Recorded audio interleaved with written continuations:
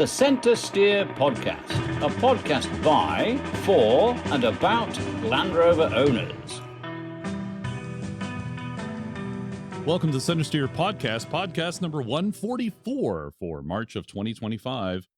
CentreSteer is a monthly podcast for Land Rover enthusiasts, hobbyists, and owners around the world. I'm John Costage, and joining me are my fellow Land Rover owners, enthusiasts, Harold, Morgan, and Dixon. The gang's all here. This is going to be the grossest episode. 144 is one gross, 1 dozen of dozens. That is 12 years times 12 months. Can't believe we've been doing this that long. A gross. We've been doing this for a gross. Yes, we are gross people. And it has nothing to do with smelling like 90 weight sometimes. Gluttons for a gross amount of punishment. That may not be true, Morgan, because Dixon is, in fact, in New Jersey, I believe, and I think he's surrounded by 90 weight. I am down here working on the 1951, trying to take it apart, which is being a farm rebuilt vehicle is proving to be a fascinating exercise. I didn't know sheet metal screws came in about a 3/8 to 1/2 inch diameter and then used as floor fasteners into captive nuts. Most of this vehicle is held together by coarse threaded dome-headed carriage bolts. Farmers can do some ingenious things when they want to.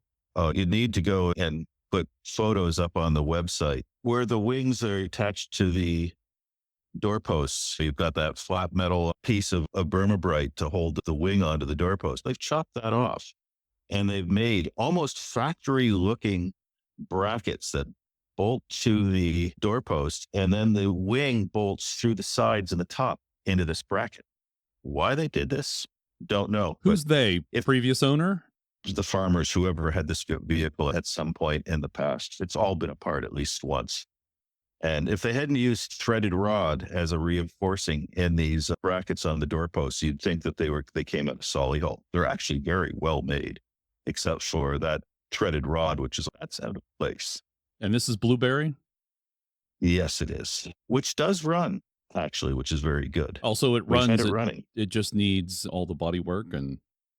Oh, yes. It needs a bit of de-Frankensteining, apparently. It is being de-Frankensteined. Whether it gets BSF fasteners or SAE is going to be a different decision. What is the ultimate goal here? Are you doing like a Concours restoration? You're just doing a restoration, or you want to drive it daily? Oh, it's going to be turned into at least a daily driver. Beyond that depends on parts availabilities. The wings are fairly well trashed. And unless you want to spend a fortune and get a set from CKD shop in the UK or find some very good ones, which is basically almost impossible. Good luck with that.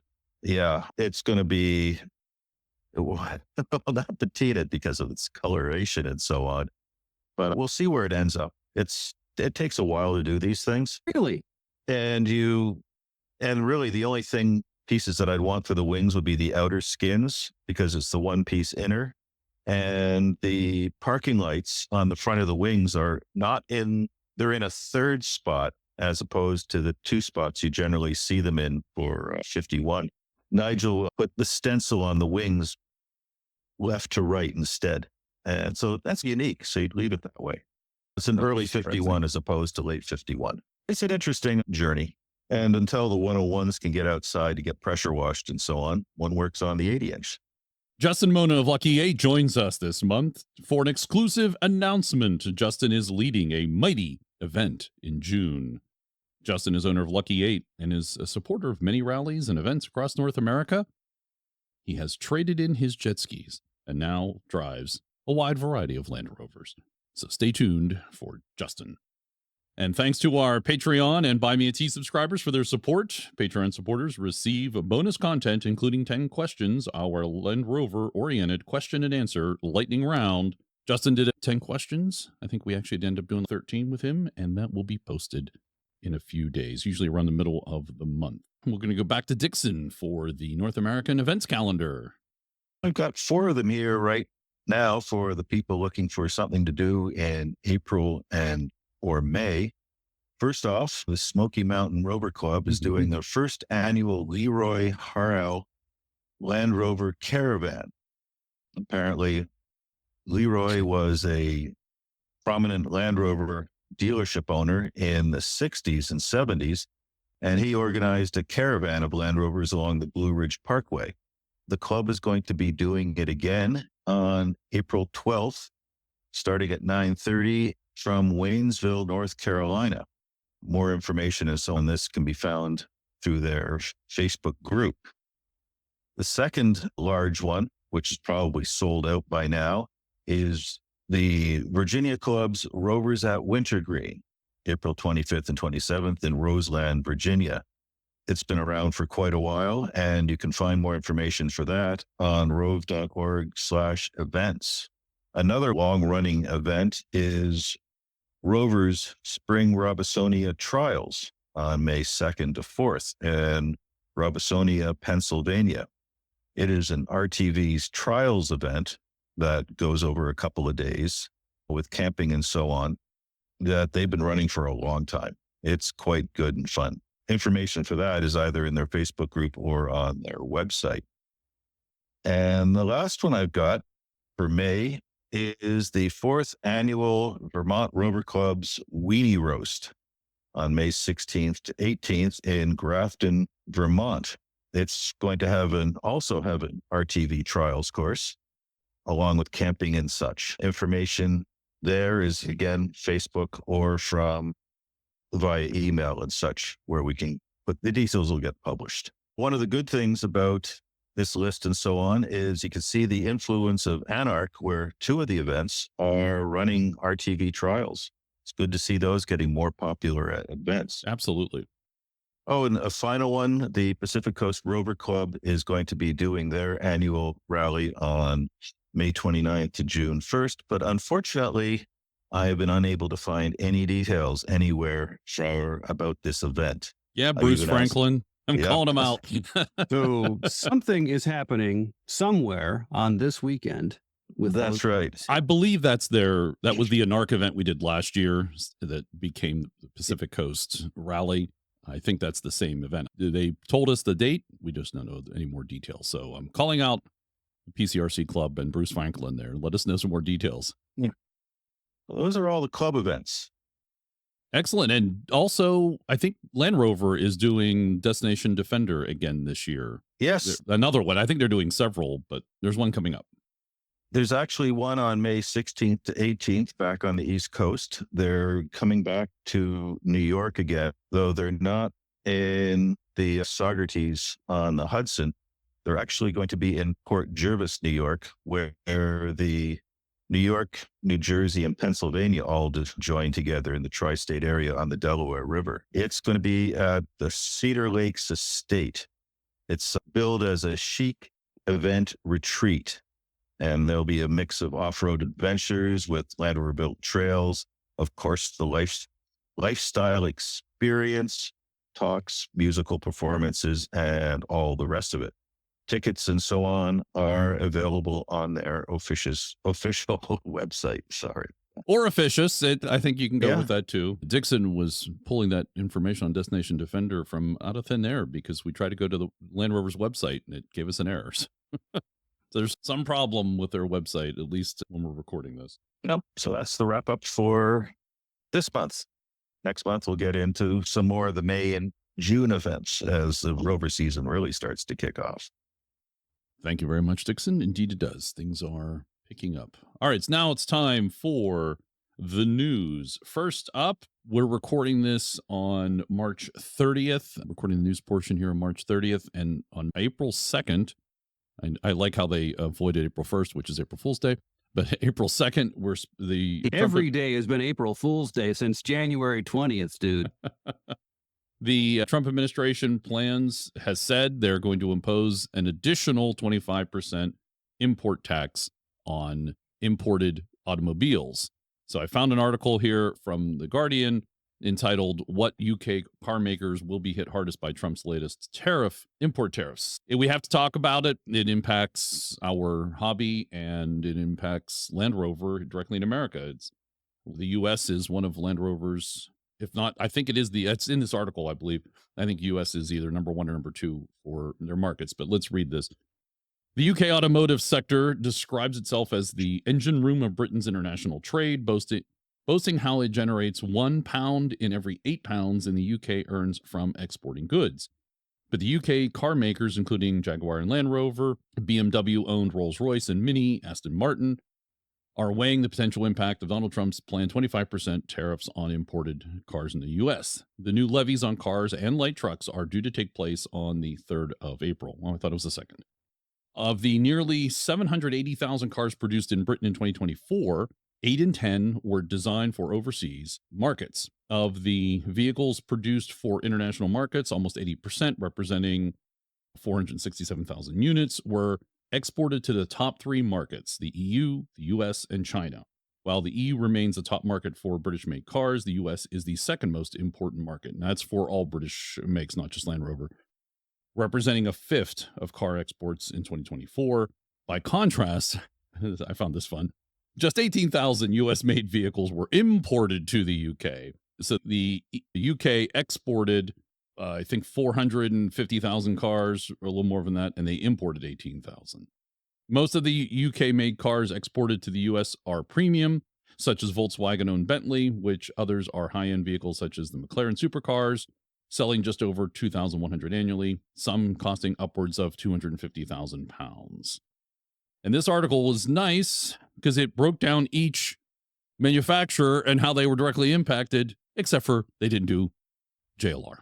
2 things on this. First off, to deal with the imbalance in imports and exports, is that the British tend to make vehicles that are left-hand drive for us because that's the way we drive on the road. The American imports to Britain tend to be the same things we drive here, which just don't work on their roads, let alone the fact that in Europe, in England, if you've ever driven there, the roads are a lot narrower, and driving some of these American barges down tends to be a bit of a challenge. But on the rest of it, JLR, yes, certainly get hit on a number of things, but Aston Martin and Rolls-Royce, the people buying those things aren't going to notice a 25% tariff on it. At least that's what my thoughts are. Now, I need a refresher on tariffs. Obviously, that's on import, correct? So the JLR doesn't have to charge that much more. JLR doesn't change anything. It's going to be the dealerships. It'll be JLR USA that pays the 25% tariff to the US government, and then that gets transferred to the dealership. And then when you go to buy your Range Rover Sport, you will be paying that 25% tariff on the list price. If they wish to pass that on. It's the person importing, or company or organization importing the vehicle, who's taking possession at the border, that pays the tariff. So this would include me, Harold, Morgan. If we were to import a Land Rover, it would also be subject to the 25% tariff. And it's also supposed to include parts, not just full vehicles. No, it absolutely includes parts, because that's how it's going to impact the U.S. automotive industry, which has shockingly little U.S. content in an American-made car. Depending on interpretation, it may also include that Series 1 that you want to buy out of the forest in British Columbia to bring to the United States. I think it would. It certainly could. It doesn't seem that there's any exemption for the cars that are more than 25 years old either.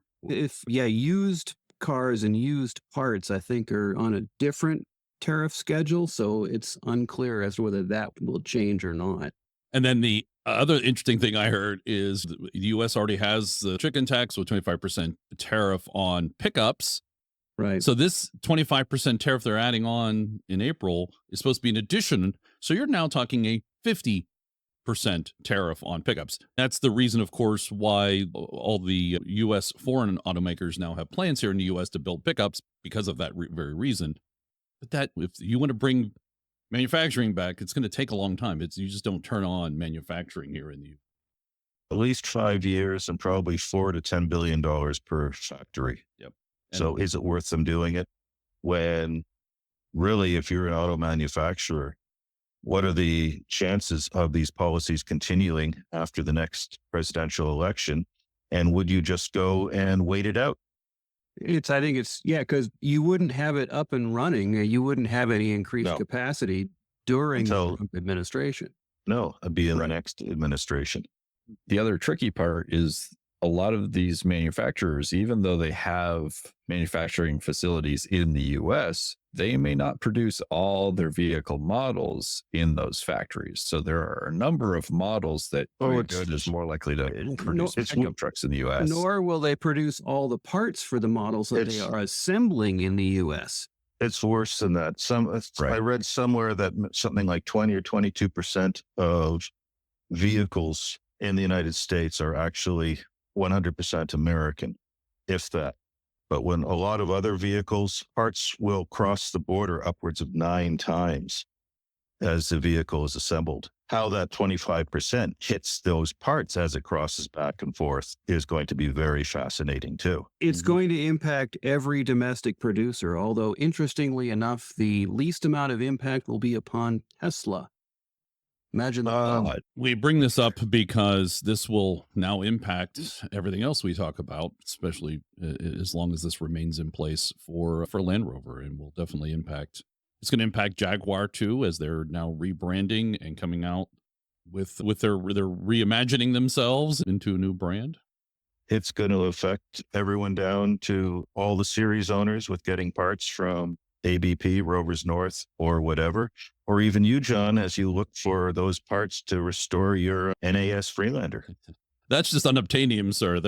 I expect much gnashing of teeth on your part and Steve Barris's part on the fact that your mighty Land Rovers are not going to be running for a little longer. Dixon actually mentioned a really interesting thing or important aspect of this. Some of the UK manufacturer marks, Bentley, people aren't going to notice the 25% on those models. It's actually probably a good thing that Land Rover has been moving up market, because even though 25% on a larger number is more, their customer base for new vehicles is already willing to spend more. They'll notice, but they'll be able to afford it. Which, I mean, it actually seems like Range Rover, what they could do is have another, quote, special edition that's tariff included with the ridiculous price built into it. Yeah, I mean, we already see so many special editions of Range Rovers that it will be no What's big one deal. more? They can just say, yeah, we can only get 4 of these at a time. We'll sell them as special editions. All right, let's move on. We just need to keep the tariffs in mind. And who knows, April 3rd may come and go, and it may not happen. But it's something to keep in mind because it's continuing to be pushed. But let's move on to the next story. How JLR's new aluminum skin is 95% more energy efficient. JLR has completed successful scaled trials of a new aluminum skin alloy in collaboration with Novelis. This innovative material is up to 85% recycled and up to 95% more energy efficient to produce compared to traditional methods.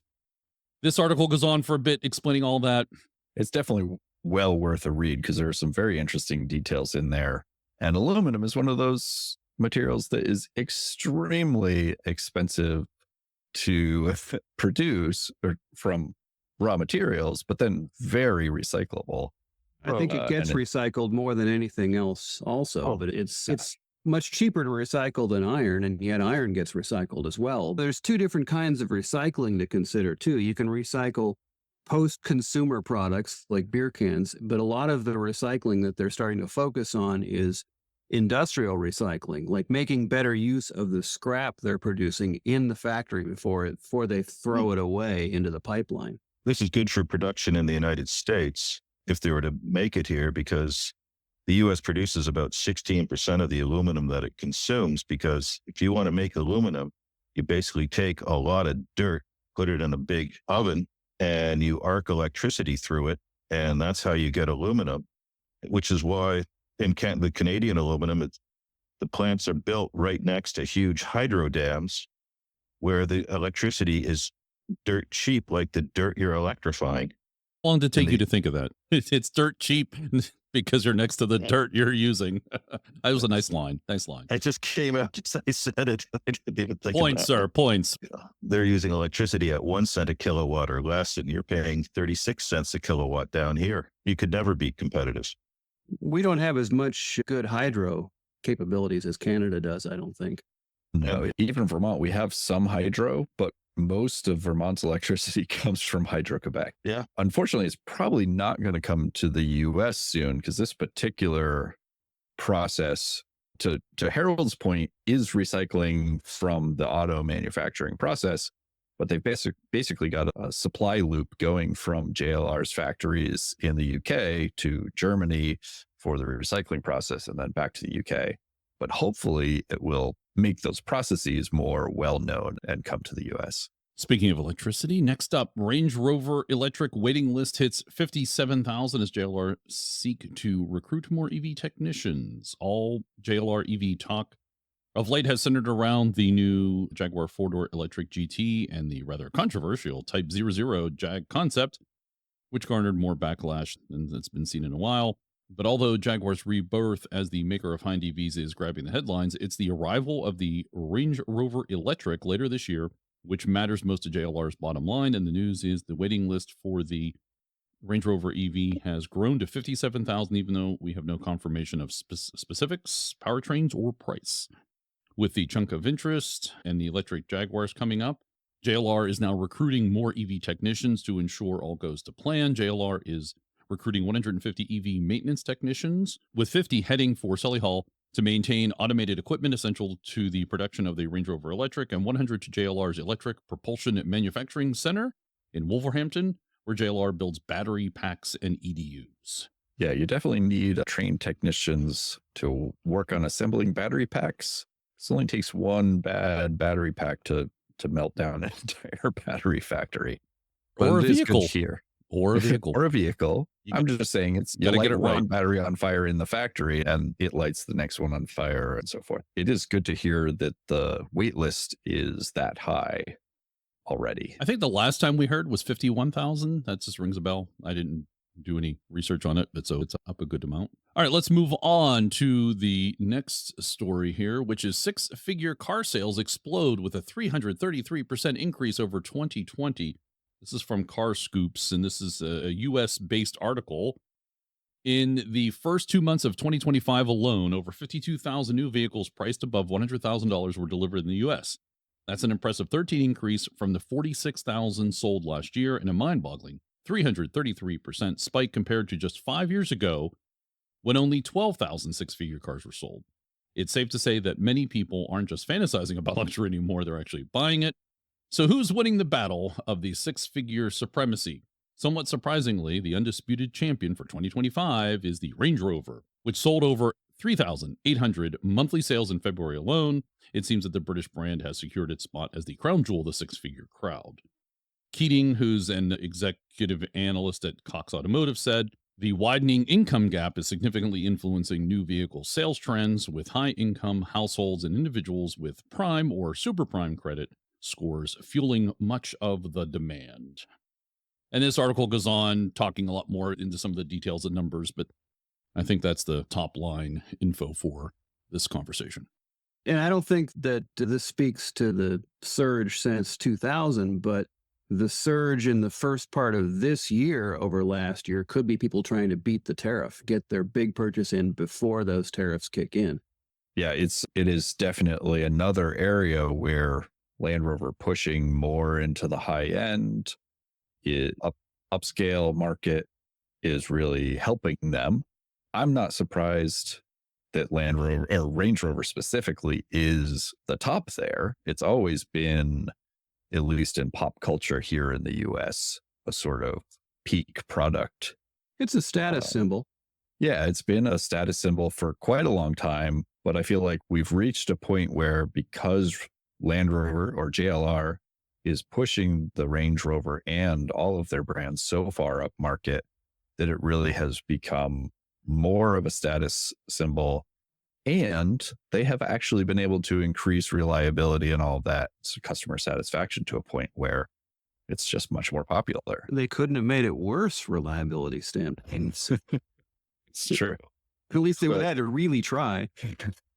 I think that this article supports what we've been talking about, I think, for months, and supports Land Rover. Whether Land Rover made the right decision or not, down the road, I think we'll know that. But it does seem like this is some evidence that, yes, they may have made the right decision if they wanted to continue, because the car sale prices have gone up. Range Rover's still doing well, still selling well.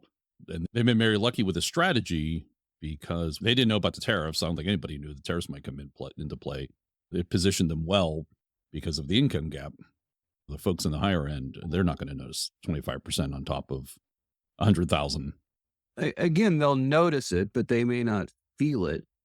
But at the same time, like I said earlier, the surge in this first part of the year, people trying to get it before the tariff, people who have that kind of money probably got it because they didn't like wasting money. They like making money. And so they're going to make a smart purchase when they can. And in terms of making money, if anybody can get a hold of new models now before the tariffs kick in, they will be able to sell them at a point somewhere in between the tariffs and make a reasonable profit. There you go. Flipping Range Rovers. There you go. There's a new business sector.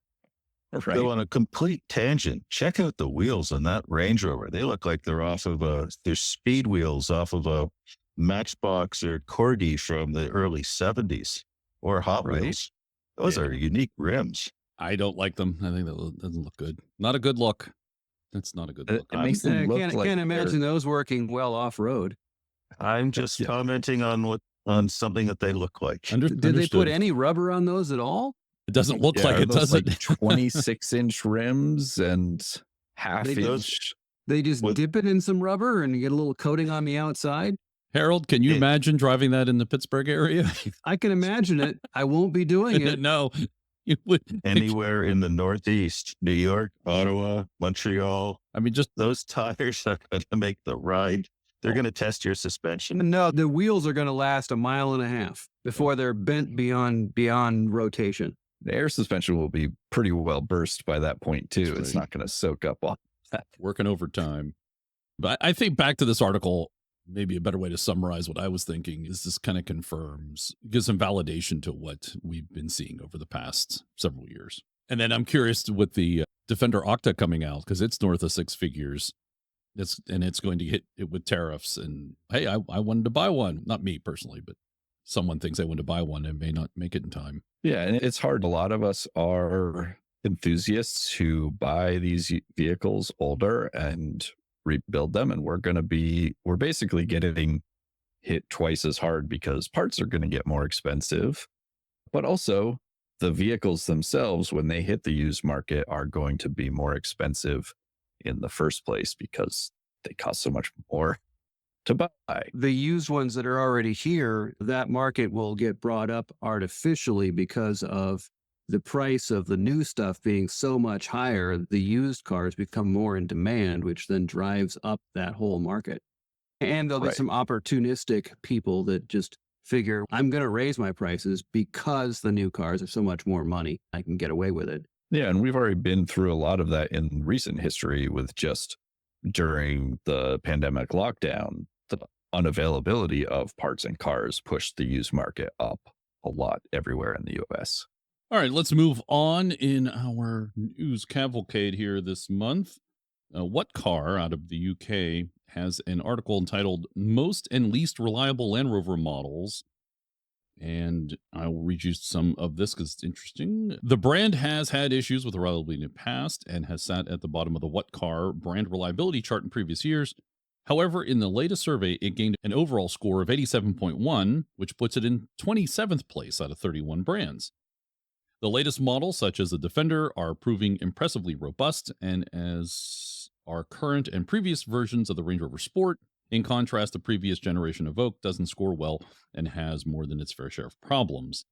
Here's where we're looking at reliability data for Land Rover models aged up to 5 years old. So they have a whole article here, and the most reliable Land Rover model they have is the Land Rover Defender, the new one. And this, again, is looking at models that are aged 5 years and older. So we're not looking back. We're not considering all of Land Rover for all time. No, 5 years and younger, John, not 5 years and older. Oh, they say 5 years old. But anyway. 5 years old or less. Let me mention about how this research was carried out, because that's relevant to this conversation. To compile the What Car Reliability Score conducted in association with Motor Easy, they asked thousands of car owners to give us a lowdown on how reliable their car has been over the previous 24 months. First, we asked them to tell us if the car had suffered a fault, and if so, how much each problem had cost to put it, how long it was kept off the road. The responses for these two factors were weighted and added up for each make and model, enabling us to create a unique reliability ranking for each. The latest What Car Reliability Survey contains responses from 29,967 people, giving us enough data to report on 199 models aged up to 5 years old from 31 different car brands. So it's the 5-year models. And as I mentioned, the Defender is the most reliable, and they have a reliability rating of 96.3. And they list here the common faults are the engine, sat nav, bodywork, interior trim, steering. Average repair cost, £0, because it should be all under warranty, right? And typical off-road time is 63% more than a week and 38% less than a day. Then after that, it is the Range Rover Sport. Kind of an interesting variety there. It's either under a day or it's way more than a week. And considering that was over the last 2 years, that was also during a large portion of part shortages. There you go. With the new Defenders, that probably was the case. Oh, either we have the part and it's a quick fix, or you're going to wait 2 years before until they have more parts than they need just to build the new ones that are in the order queue. Yeah, we got to wait until a similar model comes into the repair queue to borrow parts from it, so we can then get you out of the shop. I remember those days. I remember those. The local import shop in my hometown, they were Triumph and some other things. They had this TR8 on their showroom floor, and it sat there for a couple of years. By the time they finally sold it, they had to order so many parts because the techs just kept grabbing parts off of it to keep stuff moving out the service shop. Oh, wow. And on the other end of the spectrum here, the least reliable models, again, this is out of the UK.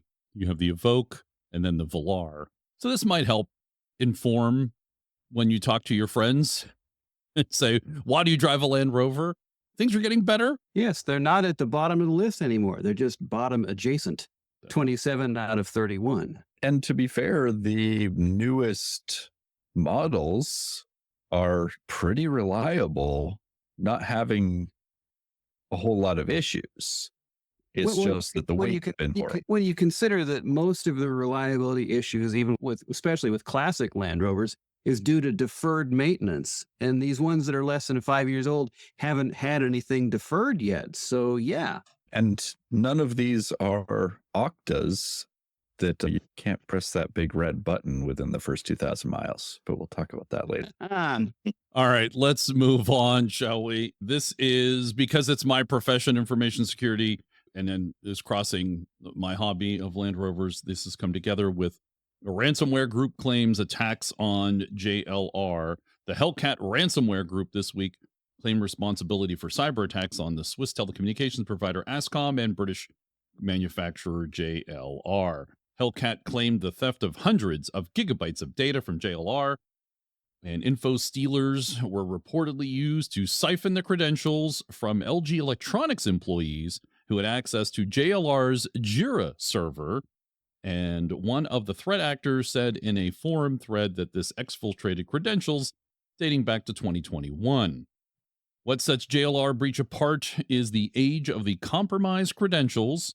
Hudson Rock, which has tracked InfoStealer infection since at least 2018, had previously identified the employee's stolen login details as part of its vast database of exposed credentials. Here's the important part. Despite their age, the credentials remained valid and unchanged.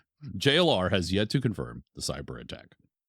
So what does that mean? Sounds to me, as I read this correctly, that JLR had some compromised credentials that it knew about and didn't change them. And then had another compromise using those credentials. Whoops. Now, I like to give people and companies the benefit of the doubt. Absolutely. So I'm going to say that, yes, they probably did not change those. We know they didn't change those credentials. but they probably don't know what the credentials were to have changed them since the last breach. Yeah. Now, maybe that was people working remotely and that Post-it was still on somebody's desk in the office and they just never got back to look at it. Obviously, you got to believe that they didn't know that they had this unchanged vulnerability out there. You got to believe that they wouldn't willingly say, oh, yeah, we got a vulnerability, but yeah, we'll get to it one of these days. That comes down to your risk tolerance and your vulnerability management processes. It's a whole profession. Really? Yes. They pay people to worry about this stuff. They do, in fact. They pay people to do all this. They do. I wonder if you could earn a living doing that. You can earn a living to do that. Enough to own a Land Rover or 3? Enough to own a Land Rover 3. Nothing new. And so not enough to order a Range Rover or an Octa or anything like that, apparently. If it would just be the Octa only, I would not be able to own anything else. And you know the rule, if you own a Land Rover, you can't have just one. No, they're like potato chips. And you probably wouldn't be able to afford to actually drive the Octa, which would be a shame. You wouldn't be able to afford to drive it the way it should be driven because you can't afford the fuel. I wonder what the insurance one that would be. Again, if you had to ask. Yeah, I just thought of that while we're sitting here, like the insurance on it. Oh, this is a rally car. No, it's not. No, I'm never pushing the Octa button. And then the insurance company goes, yeah, sure. Now imagine what the insurance would be if you were like 22. There's your 25% tariff right there. No, there's your 200% tariff. So that's Land Rover. Please, a little better on the information security side of it. This practitioner would appreciate that. Yeah, especially now that you have over-the-air updates and all that stuff. Yeah, we would really appreciate it. I'm just going to say the security of the vehicle itself is at risk. Yes, but all data is at risk all the time. Doesn't matter whether it's rolling or sitting in your data center or in the cloud. There's risk, and then there's risk. Right. With the capitals, all caps. You know, risk could be a new name for a Land Rover model. You've got Defender, you've got Discovery, you've got Freelander, you could have the Land Rover Risk. That's pretty much any old series truck. Right. You just trade cybersecurity for good old Lucas Electrics. All right, let's move on then to the 2027 Land Rover Range Rover Velar EV. And these are spy shots taken by Auto Evolution of the Range Rover Velar EV. I don't think that name's long enough. You have to add autobiography in there too. Don't forget autobiography, SV. It looks like a Velar. I think the only thing that I noted was the lack of tailpipes. That's always disturbing to me. Just put some dummies under there. It just never looks right with no tailpipe. And one of the spy shots they had cameras on the Velar itself, and they have a big sticker on there that says video recording. It's almost like it's a Google Street View car. Or is it a self-driving test of some sort? Oh. Yeah, I didn't think of that, Harold. That's interesting. Yeah. And that's could also just be like high-res 360-degree and GPS and motion tracking. Get a full 3D model of the test drives, especially because I think one of the photos of the rear end showed a little road rash on a rear corner. Oh, I missed that. So, okay. I think it was towards the end of the video. And the video one here, where they're taking videos, is taking place. It looks like up north, there's a lot of snow on the ground. I wonder if maybe they're taking the video, to your point, Morgan, to do simulation. They're collecting all that information, turning into a simulation so they can then run the Velar in simulators. I would think, especially since it looks like possibly, a snow track, test track, that they might be doing the terrain response and traction control for basically grip and G-forces. Because at this point, you can put a LiDAR scanner with cameras, motion sensors, and get a real good feel for the surface topology and how the vehicle is reacting in terms of G-forces. We've got some really cool technology at this point for vehicle development. It's really impressive. Absolutely. Still got the flush handles on the Velar, which I think is a new Range Rover thing anyways. And I think it's the price of admission now for Range Rover, isn't it? All right. Let's move on to some more Range Rover news. And this is the Range Rover House. The first one is that the Range Rover London collection is making its debut at Range Rover House in Whistler, which is in British Columbia. Range Rover House celebrates its second year at the Coast Mountains of British Columbia. This invitation-only experience presents Range Rover's vision of modern luxury and design leadership, featuring the Range Rover London collection and the Canadian debut of the Range Rover Sport SV Gaia Curation. The Range Rover Sport SV Gaia Curation, and that is the curation's part of the name, featured at Range Rover House Whistler as part of the Range Rover Sport SV Celestial Collection, a first of its kind from Range Rover. I wonder if they've specially tuned the turbocharger since they're showing them at Whistler. And then the next Range Rover House is in the U.S., and this is Modern Alpine Luxury Range Rover Sport SV Park City Edition debuts at Range Rover House Park City, elevates the luxury Alpine experience for guests with a curated events program taking place. It took place earlier in March of this year. All new Range Rover Sport SV Park City Edition, that's the name, makes its debut, limited to just 3, that's 3, 1, 2, 3, bespoke vehicles featuring unique SV design details and designed for winter sport enthusiasts. The Range Rover London collection will debut at Park City. The collection is Range Rover's first 8-piece luxury lifestyle capsule, combining classic and versatile pieces inspired by its signature modernist design ethos.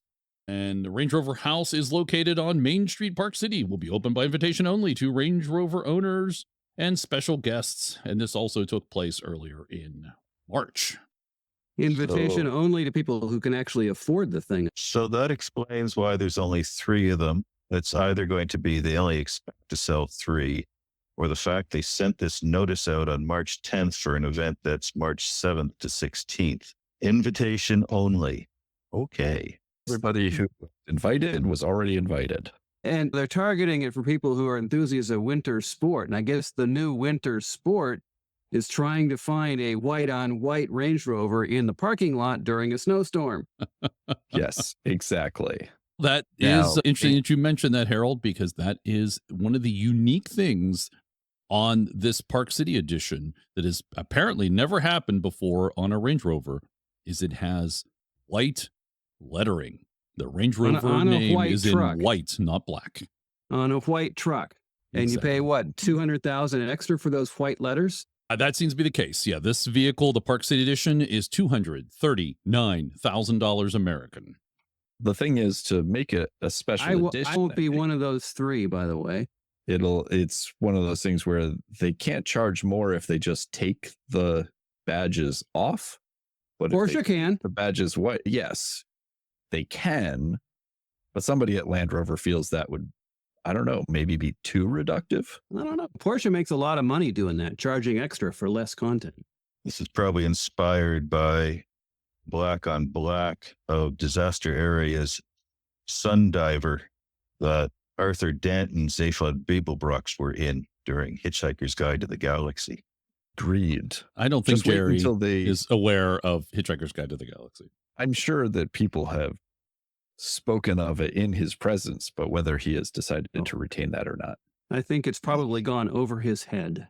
Let's move on to further more Range Rover news. This time it is the 2025 Land Rover Range Rover Evoque Dynamic SE First Drive. So the name of the 2025 Land Rover Evoque Dynamic SE is nearly longer than the pint-sized compact crossover we're testing this week. This is from Top Speed. The smallest, least rangy rig in the Range Rover Pantheon rides on the same platform as the Jag E-Pace and the Discovery Sport. And this second generation Evoque has been on the market since 2019. Who cares if the mini Range Rover has a mere 8.3 inches of ground clearance and doesn't have a dedicated off-road system, which means it doesn't have terrain response. Correct. Further on, tap the gear icon and it brings up 4 options. So regarding the infotainment system, this is also of note. Tap the gear icon and it brings up 4 options. Quick, stuff you want to adjust more often, smart devices, which is basically your phone, audio, and all. This is brilliant because it's a distillation of all way too many choices default that makes car makers insist on cramming everything into one screen. Here, you're always about 3 taps away from success, not 17. But the hang up with the Evoque is that, unlike the Subaru, it has a paltry second row legroom. The margin is a full 6 inches fewer than the second generation of that Subaru. Even a Mini Cooper Countryman has 3 inches more for second row passengers. On the other hand, with the rear seats flipped down, 63 cubic feet is a decent hauling capacity for what is clearly a car meant for 2 adults. That is the kind of the highlights I saw from this first drive review. So it does not have terrain response. I don't remember. Does the terrain response require low range? So this probably just doesn't have low range and therefore terrain response isn't worth putting in it? Or is it probably mainly, that's usually an upsell anyway. Is it mainly just to put it closer in the feature bracket 2, for example, a Subaru? I seem to recall this is a 2-wheel drive vehicle. I don't think it has anything close to for low range. It really sounds like this is trying to be a first-gen Freelander. Yeah. I think that it has a 2-wheel drive option in the UK, maybe in the US, but I thought that there was still an all-wheel drive. I mean, it could be all-wheel drive light, like the first-gen Freelander that was really a front-wheel drive car, but with the rear wheels contributing. And truthfully, that's how a lot of the Honda CR-Vs for a long time were that way. A lot of the Volvos were that way, where it's just a viscous coupler for the rear wheels. And I guess that's the expectation, is that they figure the people that are buying these aren't really going to want to take them off-road anyway, so they don't give them all those extra bells and whistles that they're not going to use. Yeah, and having the various driving modes is helpful, but not as necessary. Yeah, doing a little bit of research while you guys were talking, I know, which is shocking that we do that on the podcast. The power is transmitted to the wheels through an intelligent torque-on-demand 4-wheel drive system. To highlight its off-road capability, the Evoque has a clever function called Terrain Response 2, allowing the driver to choose between eco, comfort, all the usual modes. The engine, transmission, all-wheel drive, suspension, and stability control are fine-tuned to achieve the best possible traction. And this is an Auto Evolution article about the 2024 Evoque. So apparently what I said previously about that first drive for the 2025 was wrong. It does have terrain response, but maybe it's with the 8.3 inches of ground clearance. Or maybe top speed got it wrong. Or maybe they've done something different for 2025. Maybe. Decontented it, maybe? Yeah. Yeah. It may just no longer be an option, or maybe the one that they test drove didn't have that option installed. Maybe the dynamic SE means that it's no longer off-road capable. Or they all, like you guys said, the dynamic means they delete the terrain response dial. It's more dynamic because it's not dynamic. It's more dynamic because it doesn't have off-road chops. Yeah. To your earlier point, John, I believe that they still have, obviously, I don't think this is the case for the Dynamic SE, but that they still have a front-wheel drive only option. I think it's in the UK specifically, but probably Europe as well. The same would have to apply to the Disco Sport because they're basically the same vehicles, just one's more up trim. Yeah, that's a good question. I don't remember. Yeah. All right, let's for another time. Why don't we move on to the Land Rover Discovery review? And this is from Top Gear, our continuing watch of the new Discovery, the Disco 5. So I figured that was a good one to talk about. Which is not new anymore, but... No, but it's still out there. It's worth reading some of this. So the overview... Quite dead yet. It's not dead yet. It's merely resting. It's pining for the fjords. I think I'll go for a drive. The Discovery 5 is the biggest, most luxurious, most off-road, handy Land Rover money can buy. It is a true automotive Swiss Army knife capable of taking 7 full-grown humans further up a mountain, down a river, or straight to the Savoy than pretty much anything. The current generation first saw the light of day in 2017, and is it fair to say that the Disco's featureless sides and lopsided rear end, which remains jarring today, have made this once a classic design a real Marmite car. A mild facelift a couple of years ago later brought new headlights, new bumpers, fresh set of engines, and much needed new infotainment, but not much else. Land Rover remained confident that the way the vehicle looks wouldn't put anyone off before they climbed aboard and sampled its superpowers. Compared to the old Disco 3 and a Disco 4, the 5th gen car is a very different animal. No longer does a unibody chassis live on a separate frame, resulting in an obese curb weight and predictably agricultural dynamics. The Discovery now calls an all-aluminum platform home. And there's more, but I'll just jump to the bottom. If your lifestyle demands such a roundly capable and roomy family car, there's pretty much nothing else on earth will do much the same so well as the extraordinary machine. It's one of the wonders of the car world. Truthfully, you probably don't need one, but precisely because of that, you're more likely to want a Discovery. I'll admit, when I first read this, it sounded to me like a PR statement from Land Rover about, please buy the Discovery. It does sound like somebody got paid off to write this. And this is from Top Gear. Yeah, I don't know. I didn't get it. I think that a lot of the Discovery owners really like them for what they are. And there are a number of people who like off-roading and overlanding this model. The biggest problem is it's just not dissimilar enough from the other models to make it sell well. These pieces come off as puff pieces. I think there's a certain amount of Discovery enthusiasts who are after the nostalgia because they started their Land Rover career in a D1 because that's what they could afford to get, and so they've just stayed in the Discovery family. I think this supports the notion that Land Rover does not know what to do with the Disco 5. They've spent so much time and effort on the Defender and so much time and effort on the Range Rover. They haven't had time to differentiate and do anything special, if you will, with the Discovery. And it sits out there and languishes. And for sure, I maybe that's because of all the problems getting the Defender up and running, especially in the middle of the pandemic. And then you had supply chain issues, and everybody and their brother wanted one, and still does. And the same thing with the Range Rover moving upscale, and everybody still wants one. And they just haven't had maybe the time to devote to Discovery. The one thing about that is that the more time they take pushing the Range Rover upscale, the more room they make in the middle for the Discovery, if and when they decide to do anything more with it. Yes, but they've pushed up the Defender with the Octa. They've pushed down with having the Velar and the Range Rover Sport. Right. It's still a mystery market, but the more time they spend pushing the up-end Range Rovers, the more room that starts to make. But yet still isn't very clear delineation in there. Speaking of the Discovery, let's talk about the Disco 3. Because I like this article, as you might imagine, as I've now fallen in love with my can't imagine why you'd be interested in an article on a Disco 3. And this is from a gentleman who lives in Romania and drives a diesel Land Rover 3. His title of this is What It's Like Owning a Diesel Land Rover LR3 or Disco 3 for 2 years. And he says, spoiler alert, I should have signed a prenup. He takes his family and wife on trips. I'll let you read the whole article if it so interests you, but there's a couple paragraphs I do want to call out. He says he's never been rich enough to afford a new Land Rover or Range Rover, but thanks to the magic of depreciation, he took the leap of faith and bought a used LR3. And not just because it was relatively cheap, but because the Disco 3 is maybe the best all-arounder out there. It's comfortable, capable, and if you know how to take care of it, it won't leave you stranded. Maybe, possibly, don't take my word for it. He did have to get it flatbedded once.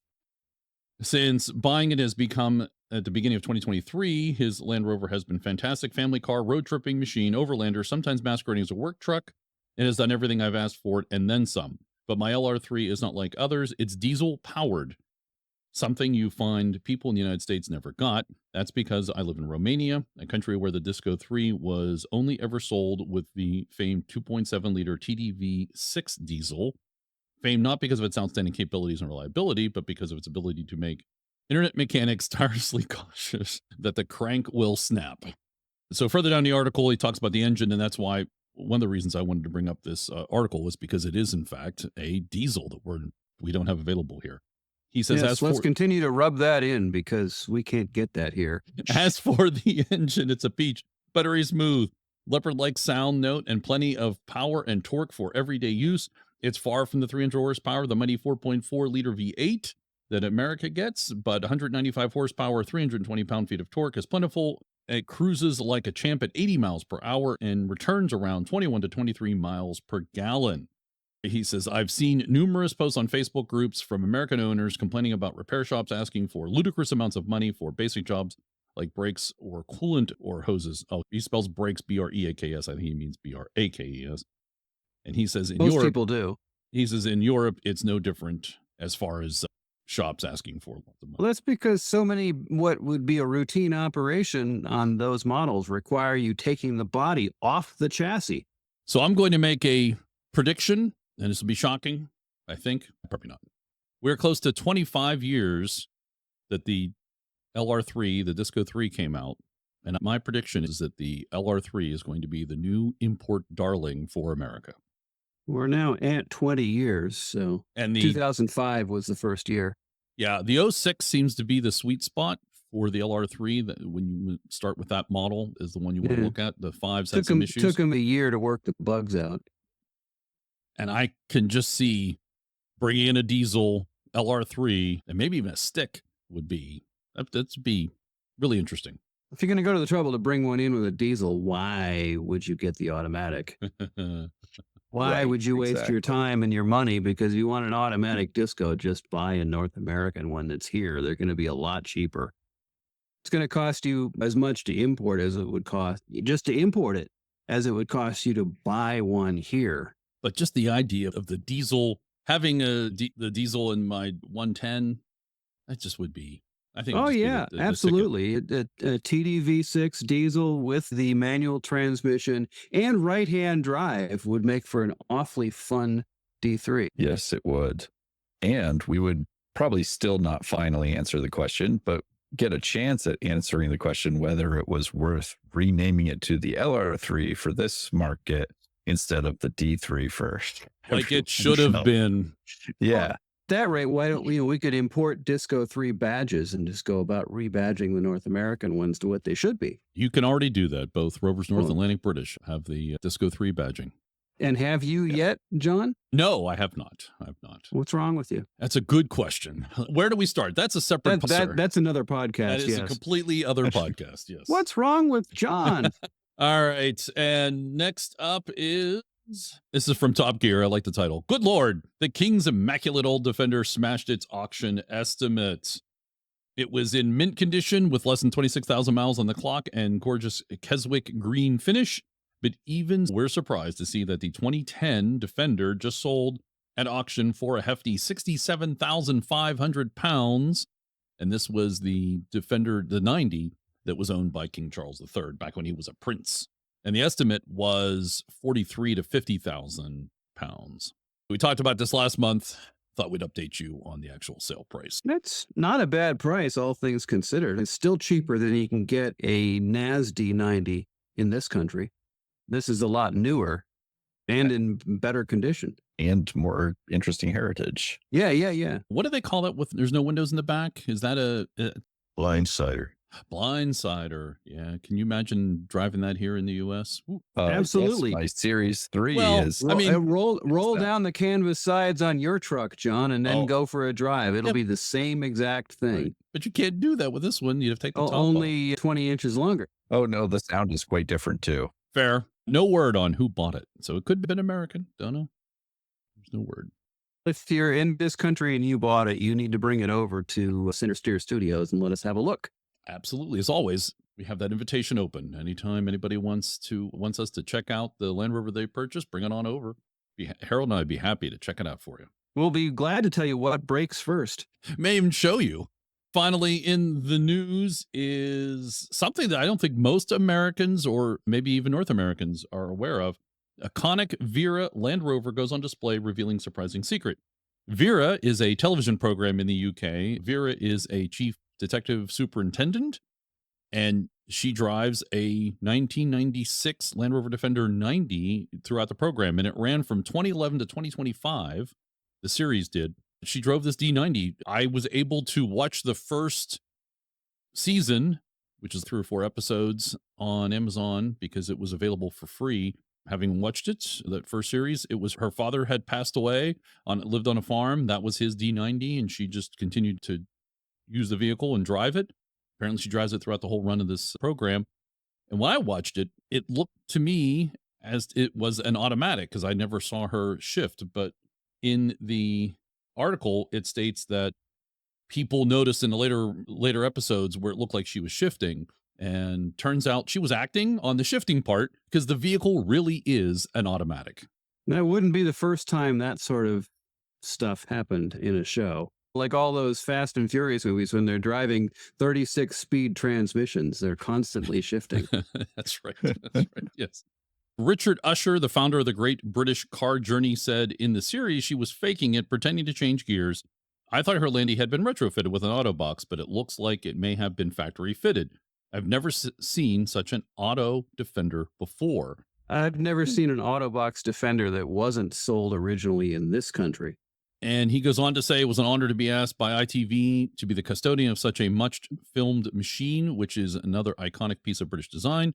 It has 99,939 miles on the clock, so it seems like a fitting mileage to retire her. He needs to put 60 miles on it real quick before they retire it. The acquisition of the Landy follows as Vera's journey ends as the actor revealed she is semi-retired after leaving the show to spend more time with her family, having not had a summer with her husband for 14 years. And the collection has over 150 British cars on display at the museum. I didn't know about this program until I saw this article. It has never made it over here. I think you can get it on BritBox.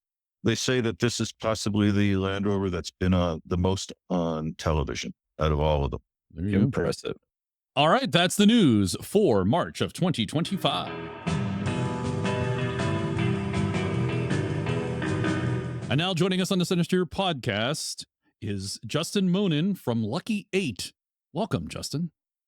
Oh, thanks for having me. We had to have you on the podcast finally because you're doing something cool this summer in June, the Rover Ball. Yes, as people lovingly referred to it, the unreliable cannonball. Excellent. And this is now officially a teaser because we're not going to talk about the Rover Ball just yet. We're going to make everybody wait until the end of our conversation. And then going to make them listen to the whole thing. Exactly. You must now listen to us. You're going to want to hear about this. I'll tell you that. No getting the skinny on the Rover Ball and then stopping and doing something else. You got to listen to the whole show. Justin, you're in New York, right? Upstate New York? Correct. Niagara Falls is real close to us. And how long has Lucky 8 been around? About 20 years. That long, really? Oh, dang. Okay. Snap your fingers and time goes by because long enough to see a number of other shops come and go, I think. Yeah, there's been some of that. What do you specialize in? Parts and accessories. We modify Land Rovers and we supply the enthusiast base with the equipment to get their trucks out and about in the middle of nowhere, get stuck farther and deeper than ever thought imaginable. It allows you to get stuck where only another equipped Land Rover can get you. We'll probably be equally as stuck. How did you get into the Land Rover world? I used to be into jet skis. We're right here in Buffalo on the lake, and I loved stand-up jet skis. That was my jam. And I needed a vehicle to tow it, and I saw a Discovery 1. I fell in love with the car. Didn't know much about it. I knew it was English, and I knew it was cool, and it had a towing capacity that would handle the skis with no problem. And started dailying it. And like every Rover owner, needed some detail and some attention. And I fell onto a forum, went to an event, and about a year later, I ended up getting rid of those jet skis and just drank the Rover Kool-Aid nonstop. What year? It was a D1, but what year? 96 D1 Epson Green 5-speed. You had a 5-speed. Oh, nice. Nice. There weren't many in 96. That's pretty cool. Right, because it had the GEMS motor instead of the 3.9. Right. And how many miles did you put on that? I put about 100,000 miles on that car. Wow. What kind of mods did you make? That taught me everything. I started off, we did the Old Man Emu 2-inch lift, and then we went to the Rover Time 3-inch lift. And at that point, I had started a company and moved its way up to a Lucky 8 5-inch spring lift with 37-inch tires and gears, and eventually all the off-road abuse over the 5-year life cycle it had. Just the car, I ended up picking it up with a forklift and everything just fell off. Oh, ouch. Yeah, well, it makes disassembling for parts pretty easy. You said you started the company in the middle there. So was that then the prototype for all the things that you've done now with Lucky 8? I started with the D1, tinkering with the suspension, moved into the Disco 2, started making bumpers and sliders and more suspension, and then went into the 3, 4, 5. Here we are with the new Defender L663. Nice. And did you name your 96 D1? I did not. What's your thoughts on naming of Rovers? I like to name our projects. We just did that V8 L663, and that was Project Wraith, and they all have different vibes. So I guess naming them makes sense. Gotcha. I assume that the D1 was not your only Rover. Did that morph into others? What was the next truck you owned? The D1, then a couple of Disco 2s. I think our most famous one was the Project Unicorn. It was a white Disco 2, 35s, all built up. I put a 5-speed from a Disco 1 into the Bosch Disco 2. That's always fun. Just so everybody out there knows, you have to change the crank position sensor. They're not the same. It took me quite a long time to figure out why it wouldn't start. Interesting. Can you tell us a little more what was involved in that conversion? In the UK, they had the V8 5-speed parts available. So I brought in the flywheel, and then I just took the pedal box from the Disco 1 and made it work in the Disco 2. Everything else was pretty straightforward, except for the tone ring on the flywheel had to be changed to the V8, which had its own special crank position sensor. And then you had to put the transmission gear selector, the XYZ switch that always failed on the later ones, in neutral. So the car computer always thought it was in neutral, and it didn't give me any problems, and I could drive it. Nice. Oh, interesting. Did you get any help online for that? Or is this something you had to figure out on your own? This was, not a lot of support groups for Bosch 4.6 5-speed conversions. There you go. Blazing a trail. That's pretty cool. Is that truck still around? No, that the company was small, so I would have to build them and sell them to get to the next one. Right. So that turned into a more usable Disco 2. We dubbed that the Terra Firma truck. We built a whole outfitted top to bottom terra firma and started the journey with the LR3. Grabbed an 06 LR3 at the time, and that was back when everybody still hated those cars. They're not now. They're the golden child. Absolutely. As a recent LR3 owner, an 06 itself, yes, it's fantastic. It's wonderful. What did you do to the LR3? I want to hear more. So LR3 armored it up, learned a lot about what made that suspension work and how to put larger tires and continue to drive it and get around all of the suspension woes that'll happen when you are asking too much out of these vehicles. That led to the birth of what we call the SYA kit.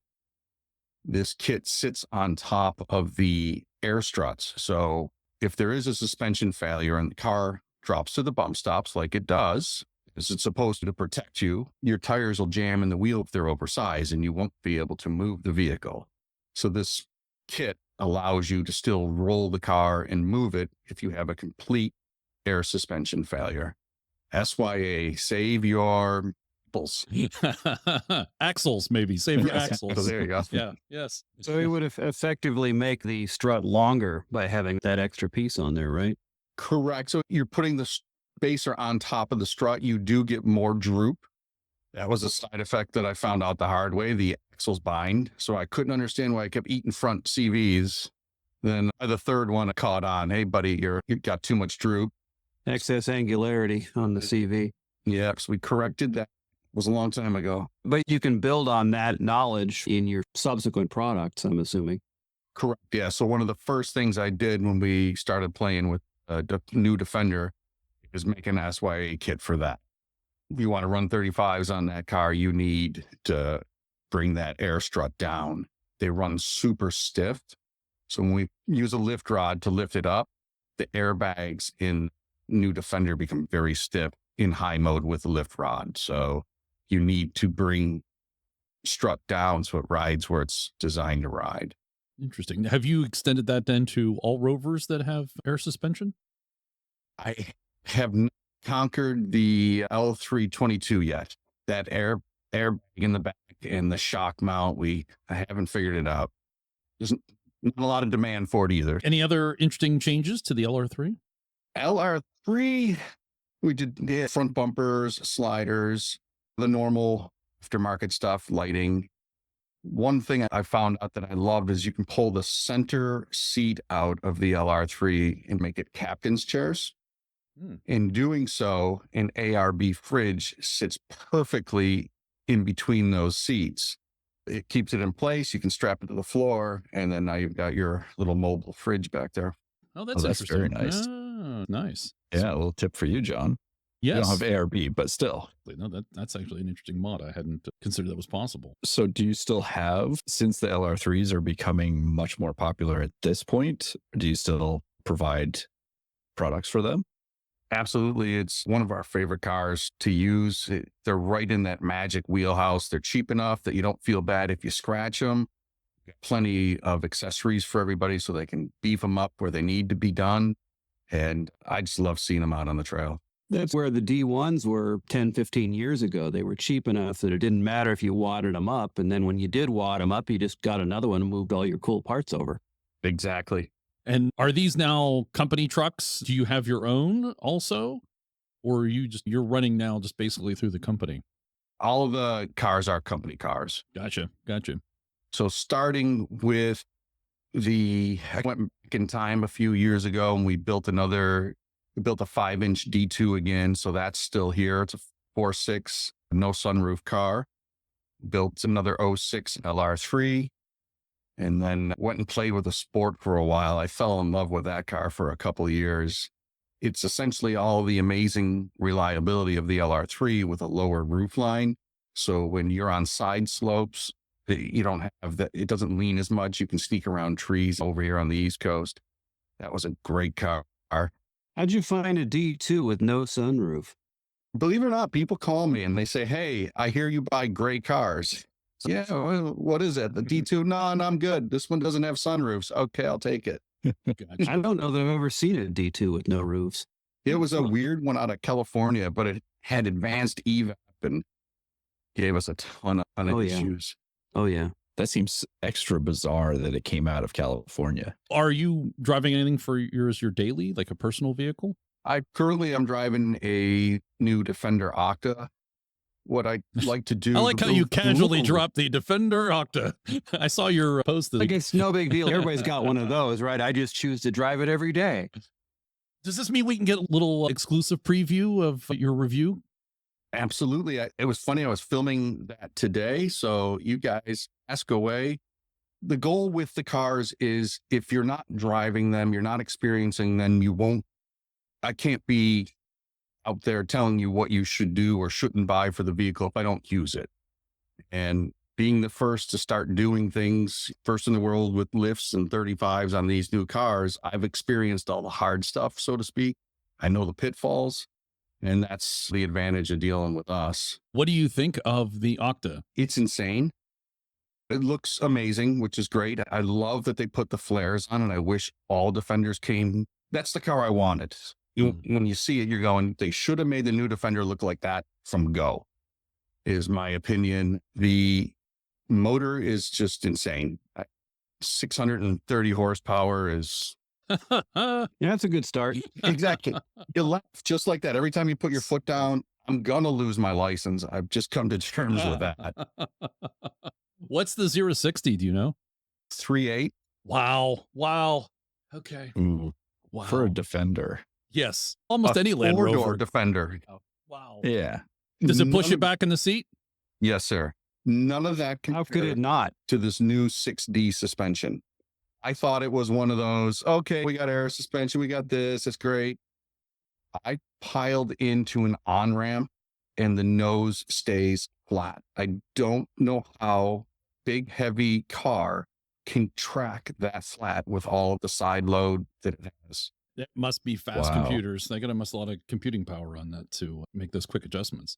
But it's more than just that, for sure. Because it's got a monitor, but then it's actually got to act on that. It's all that active suspension stuff that they outlawed in Formula One years ago, now making it into the private market. Is that where this technology came from? Probably. Way back when that was like all the hotbed of like back in the 80s and 90s, that was the big thing. And then they decided, no, that's maybe an unfair advantage. So we're going to outlaw it. I can see that. It's an unfair advantage for sure. That big, heavy truck can turn the way it does and not lean. They tried that with the D2s. They had active suspension there, but that was all hydraulic. Yeah. So you only have certain response times. And it was a It may have worked, but not for more than a week. So you just take the belts off and put the smaller belt on, and away you go. Mhm. Problem fixed. That's right. And probably the Octa has a lot of fiber optic running through it because that's going to be your fast transmission of the electronic information. Yeah, each one of the shocks is a hydraulic damper. So it's filling the shock with fluid and removing the fluid as you're coming and going out of corners. There's no sway bars on this car. So the D2 used the ACE to put pressure on the sway bars. And that's the technology they move all the way. It was just biasing the sway bar. This is much more like a hydraulic actuator on each wheel. Any other details with the Octa? Did they do anything to the interior? The interior is upgraded. I'm a huge carbon fiber guy. So they've got chopped carbon seats and little hockey sticks that run down the center, which is pretty cool. The seats have their body and soul system in it. Essentially, I'm not doing it any justice when I try to describe this, guy, so I apologize, but picture 7 speakers in the backrest of the seat, and then they pulsate. They're not speakers, they're like electronic magnets, and they just vibrate the seat almost. You've been in a car that has a big bass system, right? So you're feeling that, but it doesn't have any sound. And they've got a little therapy button you hit, and you can pick different moods, give you a comment, it'll give you a little massage. The seats are insane. So it can massage you into nice restful sleep while you're driving. That was my first thought. I probably shouldn't fall asleep with this. Yeah.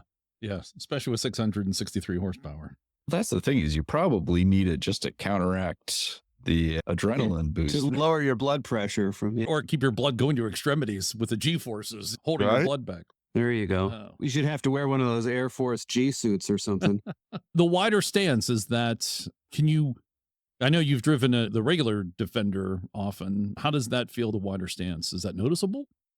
I didn't notice the truck being wider other than when you stand outside and look at it. From in the driver's position, you don't really notice it. You do notice it, that it is taller. It is like driving around a lifted Defender. We've done a handful of them or so, a couple hundred. And I think it's more like a 1.5-inch lifted, 33-inch tired new Defender. So the Octa tires are 33 inches, and just looking at it, it feels that it is about 1.5 inches taller. Okay. Have you off-roaded it yet? No, I've only had it for 1 week, and I wanted to get it on the road and see what it was about before we started changing the tires. We're going to go down another rabbit hole, guys. So the Octa is available with different tire options. If you get the Octa wheels, which are these awesome looking wheels you probably see in most of the photos with their off-road tires, the vehicle is limited to about 115 miles an hour top end. If you opt for the 22-inch performance tires, the vehicle does around 150. Wow. Sorry, in a Defender? No. I won't be doing that. I'm not doing that either, but I couldn't bring myself to buy the car knowing I didn't get every ounce of performance. So I opted for the 22s. And that's why I spent the week with it, driving it around in that configuration before we switch next week to some proper tires. Did they do anything with the terrain response? Is that special for Octa, or is it the standard? There is an Octa mode. It's almost like a dynamic, aggressive racing mode. I think in my mind, it feels like a rally mode. Yes, I think I did hear that. It's supposed to be like a rally. Yeah. Did you try Octa mode? I did try Octa mode on the street. It just seemed... Of course you did. It's got quicker throttle response. The suspension stiffens up. The steering gets tighter. It's very race car-like. Does it have launch control? It does have launch. No, it has dynamic launch. So yeah, it's got launch control. And does the entire dash turn red, like you've activated red alert or something? I don't know, because you can't use it until you've properly broken in the motor for 2,000 miles. You write that right in the book. Gotcha. You're on your own. If you touch this button, I haven't tried it yet. Gotcha. You just hit it to see if it worked, but you didn't actually push in the performance. Look, the active launch, I did not do it. Yeah. The computer records those. Oh, Yeah, we're just going Right, to wait. Exactly. Big brother is watching when you do that, huh? Oh, yeah. We'll update that in a couple thousand miles. Probably be the first thing you do. Oh, look, 2001 miles. Here we go. Exactly. You need a little app to let you know as soon as you hit 200. Ding! Okay, let's go. Oh, you're going to be watching the odometer. Instead of the road, yes. Okay, there you go. Any other special mods for that, for the Octa that to call out? The Octa has twin snorkels. I'm so happy for that. Oh, okay. The V8 Defenders were able to get a snorkel in the past. So our 90 never had a snorkel because they didn't make the right-hand side. They only made it for the 4-cylinder and the 6-cylinder, figuring the 8-cylinder guys we're not going to take them off-road. I really don't know why What the they... hell kind of thinking is that? Hey, this is me just guessing. I don't have the inside scoop why they didn't do it. Or maybe they knew the Octa was coming and they said, release these snorkels when that comes out. So anybody listening, yes, the Octa snorkels are reverse compatible. You can put them on the standard Defender L663. Very nice. I wonder if the regular V8s should have still been able to breathe through a single snorkel, but I wonder if it was... I think the intake was on the wrong side of the truck. Intake was Right, on but both sides. It's like an LR4 or a Range Rover Sport 5-liter where they're breathing on both sides of the fenders. Okay, so rather than duct it all the way over, you've got to run a second snorkel. Got it. So you actually bought the Octa? That wasn't on loan from JLR? For some reason, they look at my videos and decide I'm not the guy to give a car to. I don't know where they get that from. Why not? You seem like a very trustworthy guy. And you have a connection with the Land Rover because you were involved in building their trucks for the Trek. Correct. Yeah. They came to us and asked if we would work with them. And of course, I said, absolutely. I'm honored to. And we've done a bunch of Trek units, a little over 500. And can you tell us a little more about the Trek? What's the Trek for and what kind of mods did you make for that? Trek is a dealer only event. It's a team building challenge for them. So they take these vehicles off road, they camp with them, they problem solve. And every year Trek is usually in a different location and it has a different set of challenges. One year they left headquarters in New Jersey, drove up to Vermont, camped in Vermont, had to do all the normal run around with a high lift type of challenges, change tires, drive the vehicle, get it stuck, use the winch, and then head back to Mahwah the next day or a couple days later, rather.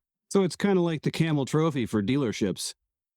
As close as you can get nowadays, yes. And this is a US only event, right?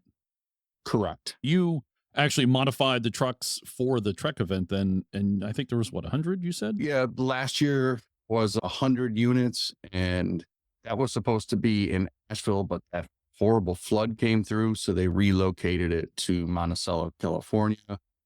And those vehicles came with roof pods for extra lighting, rock sliders, rear ladder, recovery gear. I'm just going off the top of my head. I don't have the build sheet in front of me, but we supply whatever they ask for that year. We had a rear tire carrier, the high lift back there, and some shovels and treads. And I think that was about it for last year. The year that I was talking about from New Jersey to Vermont was the overland year. That's the year they did the 110s with rooftop tents on them. They had the rotopacks on the side, armored all the way up, and we kitted those out quite well. You've been doing the Trek trucks for them for quite a while, because I seem to remember you doing them on the D5 platform as well. Yes, the D5. Everybody said, oh, that car doesn't look good. And then they see the Trek ones are like, oh my God, I love that car. Yeah. For those unfamiliar, what mods did you make on the D5? The D5, oh man, scratching my memory banks. We did rock sliders. We did a front skid plate, A-bar, AHA Designs front lights in the A-bar. And then we made a custom roof light bar that held 4 AHA LP9 lights on the roof. Recovery gear, high lift jack, normal off-road essentials. They look sharp in that orange paint too. The D5s were white with the stripe down the side and the orange Trek. Yeah. I thought I saw one that was all orange. Maybe it wasn't. They did make a handful of orange D5s. That wasn't the color for drug. Okay. Yeah, they were pretty sharp looking vehicles, especially with that A-bar in the front. Gave it that little bit of ruggedness I think that it was missing. The winch looks to be buried in the bumper. Oh, yeah. Did you guys do that? I forgot about that. Oh, yeah, we did hidden winch too. Is that a difficult mod to make? It depends if you have adaptive cruise or not. If you don't have adaptive cruise, it's a real just unbolt, bolt in. If you have adaptive cruise, you have to cut around one of the crush cans and make sure you don't disturb that module. Once they come out of sync, they're a nightmare to retune and recalibrate. They actually put the computer module there right in the bumper? Is that what that means? Yeah. So the sensor for the adaptive cruise is behind the plastic bumper cover. You wouldn't know it looking at the car. When we pulled the bumper cover off on one of them, we're going to have to work around this some. I was going to be really mad when it doesn't work. So one of the coolest things about Trek is they let me do a pilot wave every year. I get to participate as a test group. Oh, nice. I was able to bring some of the people from the company and other people that have helped me on my Land Rover journey. And we get to go and participate in Trek for the fun version of it. But they handed over the keys to these cars and made me double pinky swear not to scratch it and go have fun. And I am so thankful to have those experiences. I've never been more tired and exhausted and covered in mud, but my God, to be part of history was really cool. Nice. How many times have you then done the Trek? 4. Nice. And it's what, you said 2 or 3 day activity? Yeah, it's a 3-day. By the time you go there, check in, do the event, do all the activities, spend the night, the next day, finish up, do the award ceremony. It's about a 3-day turnaround. And I take it being part of that has then informed some of the mods that you've made on the vehicles? It does help. You really get to see everybody use them, right? So you push 100 cars through an event. If there's any failure points or where you could make something better. It's nice that they let you play with it after you put in all that work building them. Yeah, there's some really great people, Land Rover, and I'm lucky to have some of them are friends, and I'm very fortunate to have that experience. That sounds very cool. That's just a neat thing to see Land Rover doing. Showing people what the trucks can do too, which is also a good thing. They were designed to go off-road. Everybody thinks they're only good for the mall, and then they get them out there and they're like, oh my God, they actually do perform. I'm like, well, yeah, as advertised. So going back to the Octa, is there anything else about the Octa, Justin? Coming out soon. We've managed to already figure out how to lift the Octa and put larger tires on it. So that may be of interest to a few crazy other people out there. Right. You gonna build armor for that that's Octa specific? I'm going to bring it in next week. We're going to start stripping it down and seeing what works, what don't work. It needs rock sliders immediately to protect that body. It's got that long wheelbase like all modern vehicles.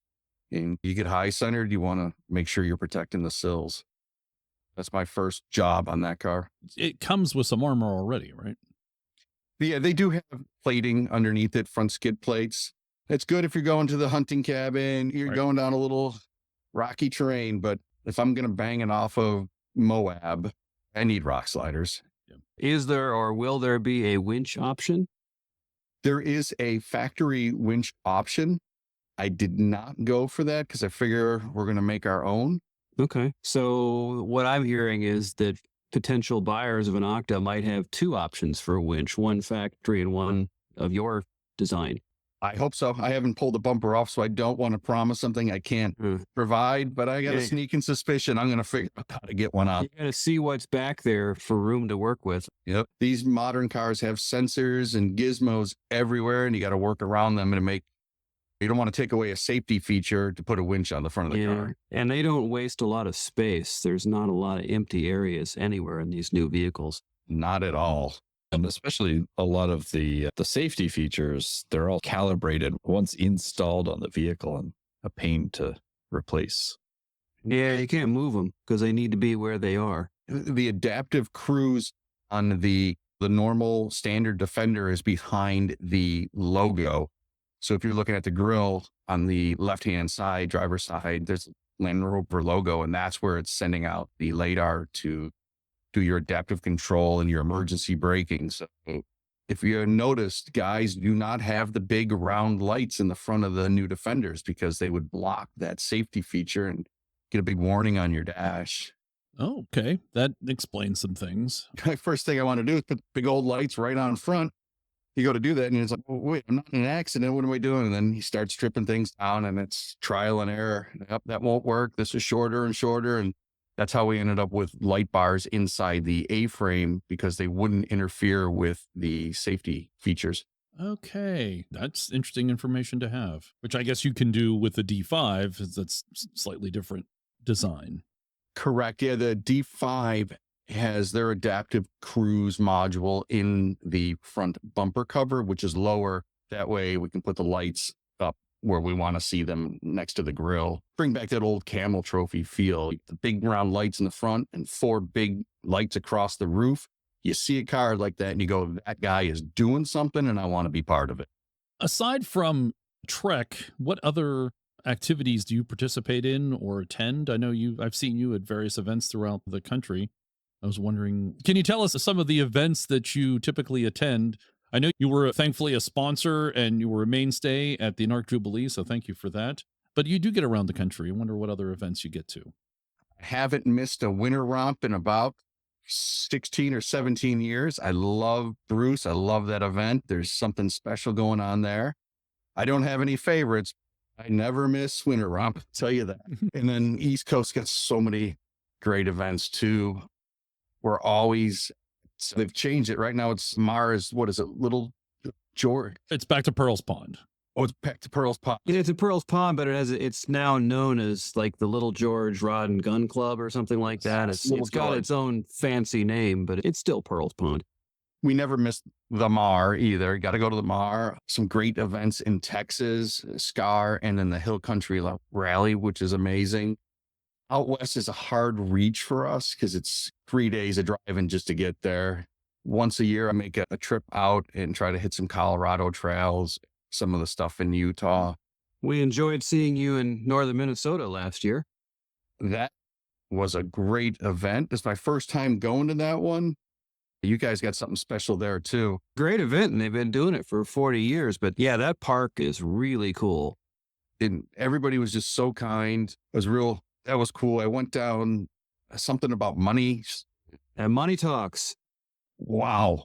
If you guys want an aggressive trail and a challenge, I spent a few hours on that with Mr. John Wendt. Him and I and a great group of guys were able to conquer that, but it took most of the day.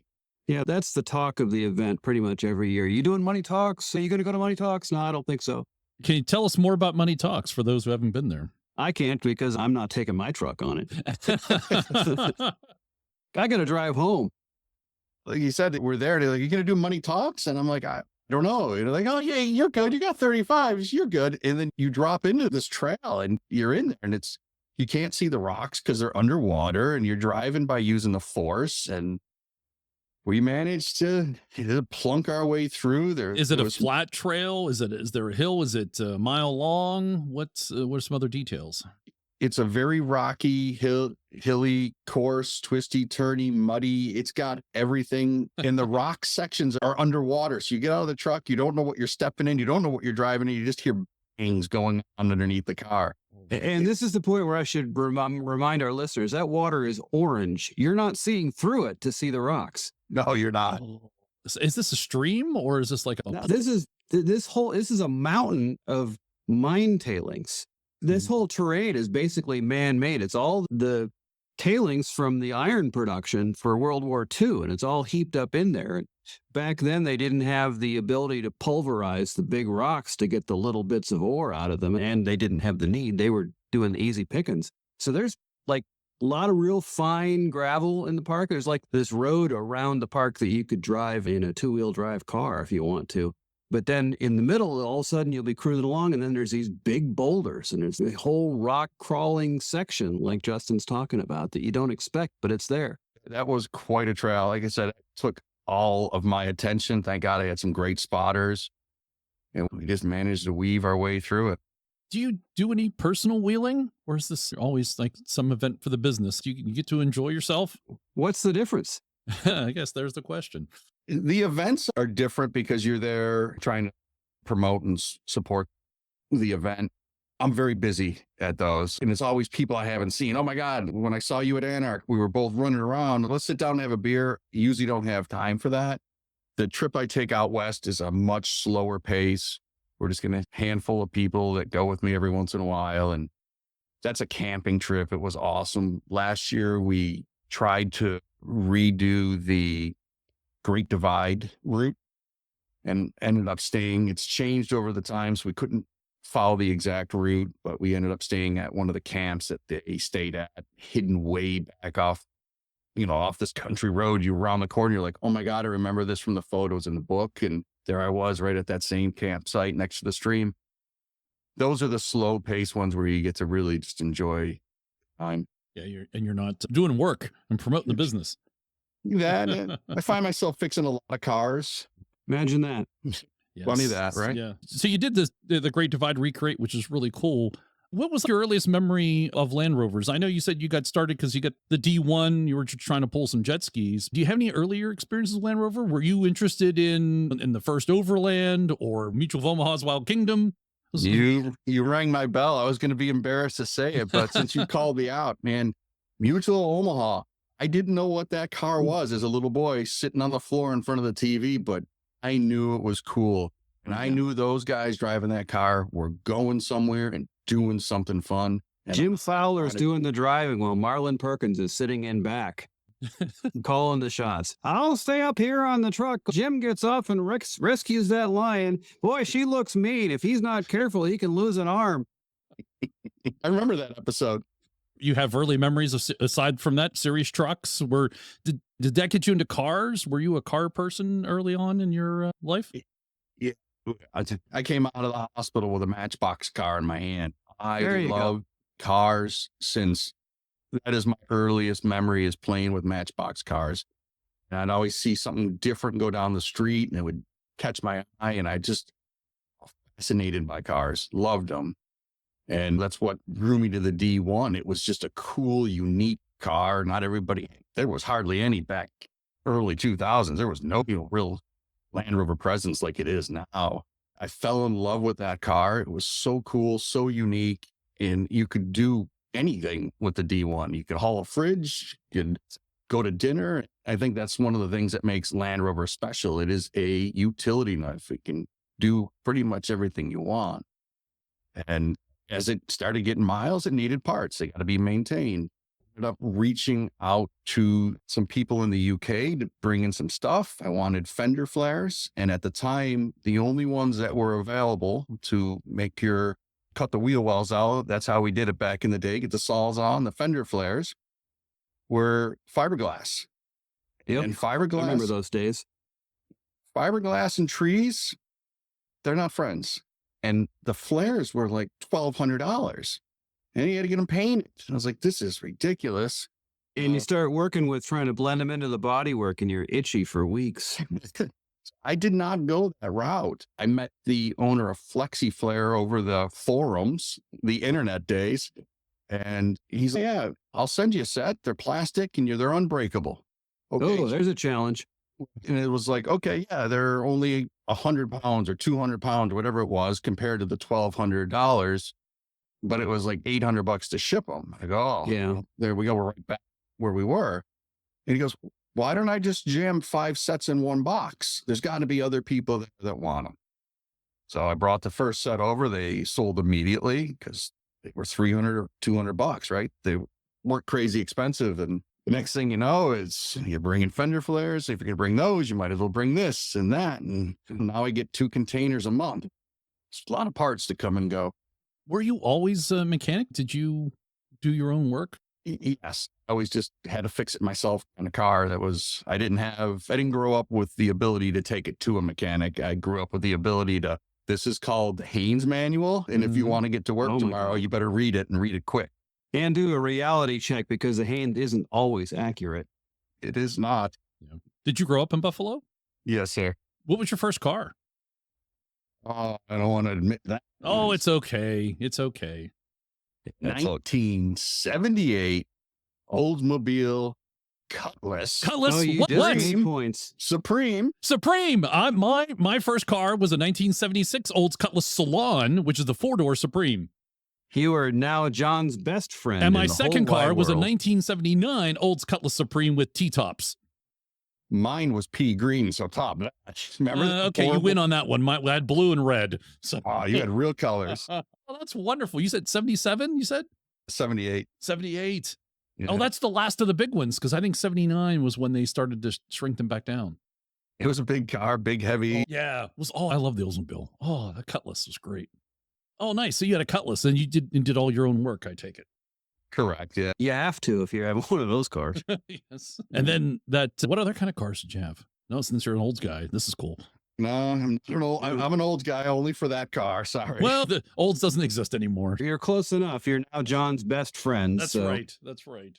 Played with a bunch of Subarus, the old Subaru XT, the old like Subaru Justies. Those were just unique, different cars. I was attracted to them. Had an SVX, if anybody out there in Subaru land remembers Oh, that yeah. crazy Mm, car. spaceship. Yes. Mhm. Yep. Definitely. The world's worst car to go through a fast food drive-through. Put that Those window little down. mail slot part window things that they had. Yep. It was cool. Were you taking them off road? I would be embarrassed now, but when I was younger, I thought I was off road. How did you then get into off-roading? Was that from the D1 or did It you was start from that the D1. beforehand?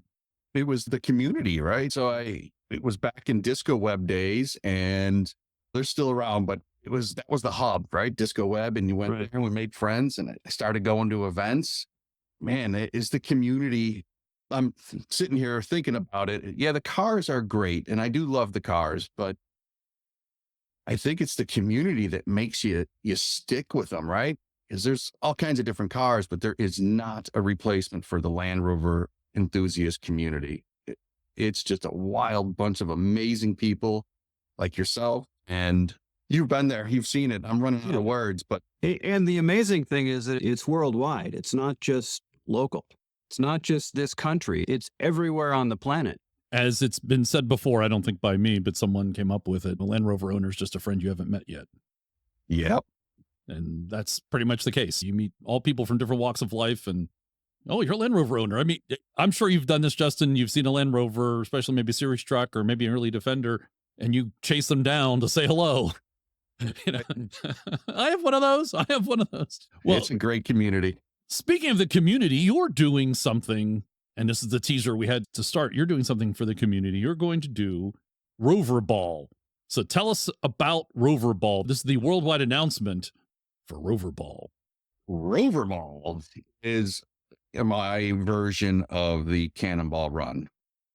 So essentially, we're going to start in New York City at the Red Ball Garage and drive all the way across the country to the Portofino Hotel.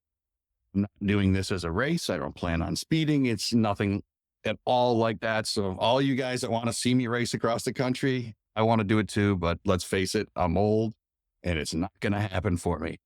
What I am going to do is go across the country and stop awesome places. We're going to go to the Blues Brother prison, get some photos there, because you know what? Somebody's going to have a half a tank of gas. Sunglasses. And sunglasses. Yes. Right. Did you know that there is a beach area in Nebraska? No. Neither did I, but we're going to camp along the beach in Nebraska.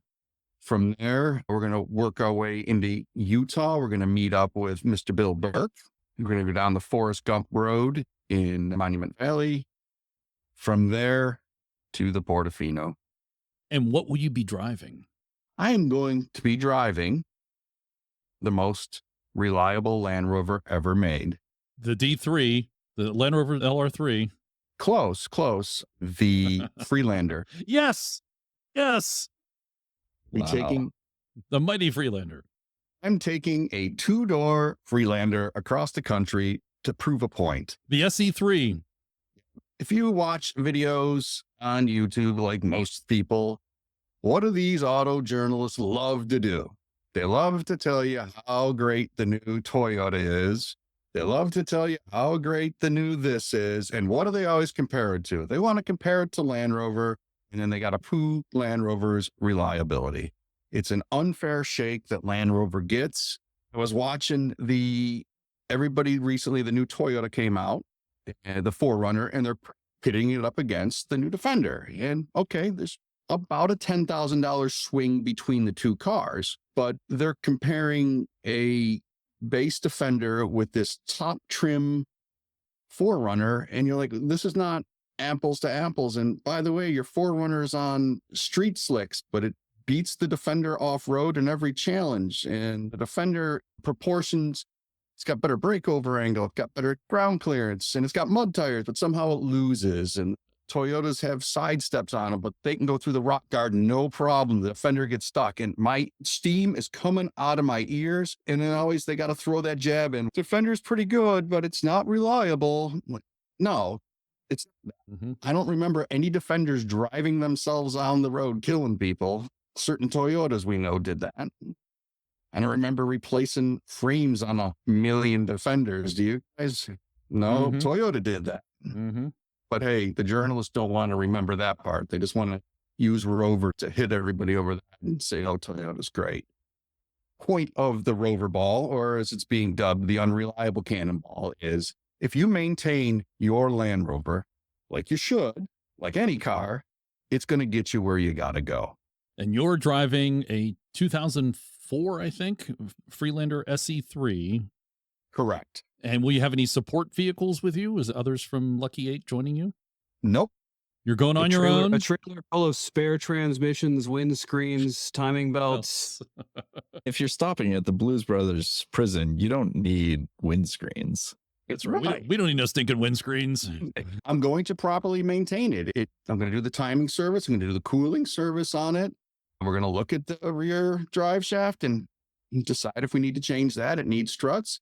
It needs to be maintained. But a well-maintained vehicle should take you across the country, even one that's 20 years old. And have you talked to Joe up at Lost Cost Ranch? I am, my buddy Joe. Yep. The current Winter Romp champion. He stole the event from my son. I'm not bitter about it.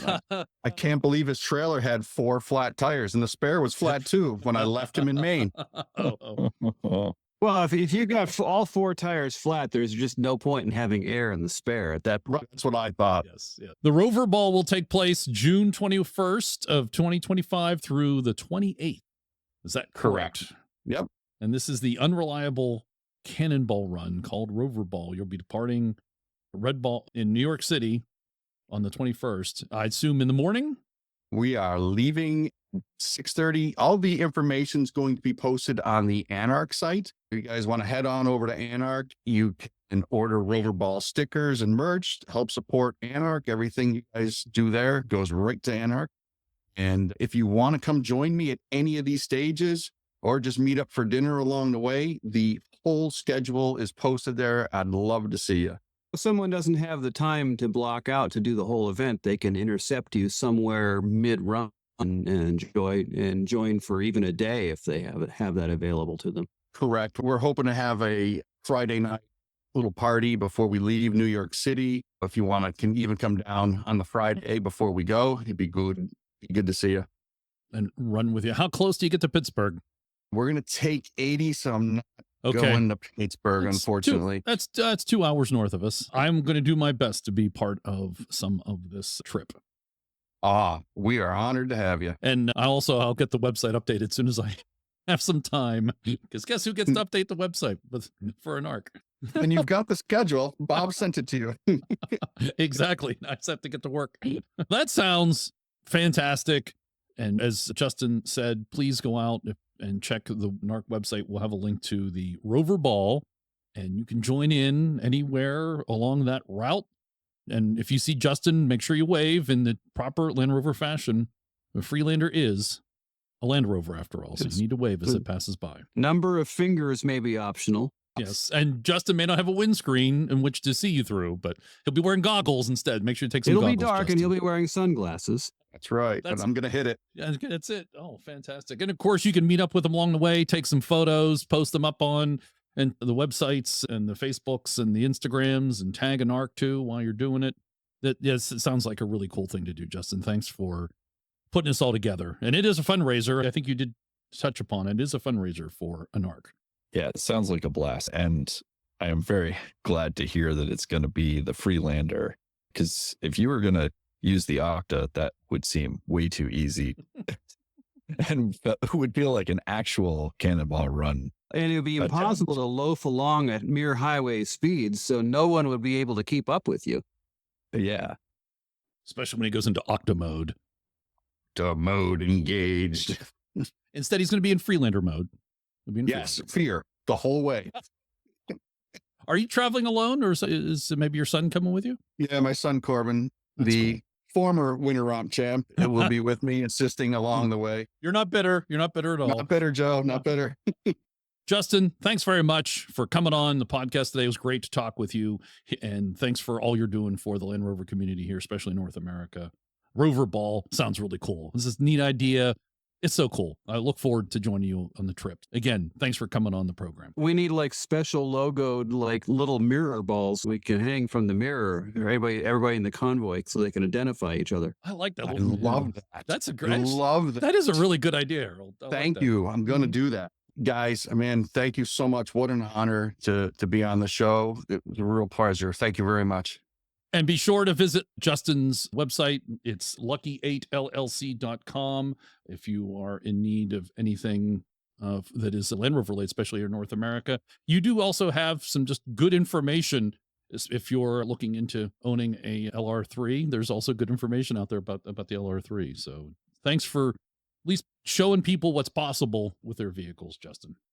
Again, thank you. And thank you to the community for having me. It's just been a real privilege and a journey to be along with all you crazy Rover people.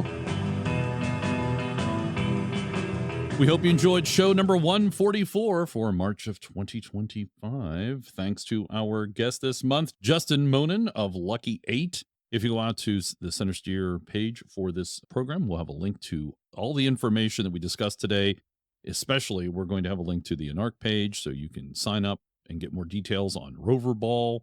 And you can also check out Justin's video announcement about Rover Ball. He put together a nice little 3-minute video on what he's doing and why. Almost like he knows how to do that stuff or something. It was nicely done. Thanks, Justin, for coming on the program. Maybe you, too, can join us for Rover Ball. And thanks to Harold, Morgan, Dixon for coming on the program. Always thanks for your input, helping us out, being part of this. We had everybody on deck today. Fantastic. Yeah, sure. $10 is $10, right? No problem. And of course, thanks to PAX, the one true PAX for his continued production support.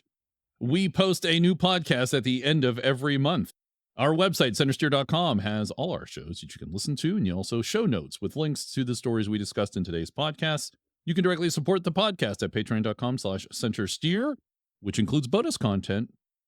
And you can buy us a tee, a sticker, or even a t-shirt. Go out to our website for those details. Thank you for listening. We'd love to hear from you and what you're up to in your Land Rover. On behalf of the entire crew of the CentreSteer podcast, all of which is here today, I'd like to thank you all for listening to our grossest episode ever. We know you have a choice when it comes to your podcasting content, and we do appreciate your choosing to put up with us for 12 years.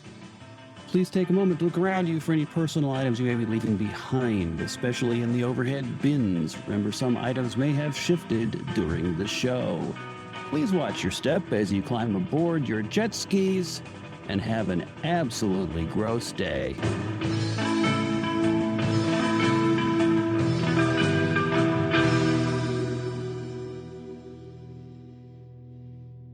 I'm never pushing the Octa button.